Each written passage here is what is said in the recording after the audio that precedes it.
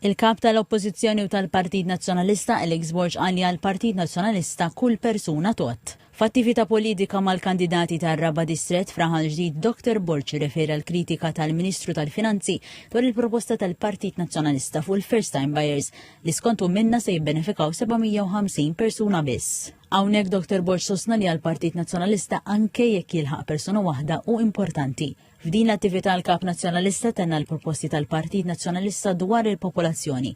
Argumenta li danu suġġett sensittiv iżda sostna li ma jistax jitħalla fuq l-iskaffa. Wara l-fema li dwar dan is-suġġett hemm żewġ binarji. Il-burokrazija li qed jaffaċċja min ħaddem biex isib ħaddiema u l-pressjoni fuq il-poplu. Dwar l-aspett ta' sigurtà, Dr. Borg qal li l-Partit Nazzjonalista propona twaqqif ta' task force għalli pajjiżna għandu l-vantaġġ li hu mdawwar bil-baħar u li skontu pajjiżna mhux jagħmel biżżejjed biex jipproteġi l-frontieri tiegħu. Sostna li l-Partit Nazzjonalista se jibqa' jistinka biex iħares l-identità Maltija, speċjalment il-lingwa Maltija. Argumenta li b'din il-viżjoni l-Partit Nazzjonalista għandu pjan ċar għal-futur tal-pajjiż u li ħaddieħor qed jipprova jaħrab mill-problema.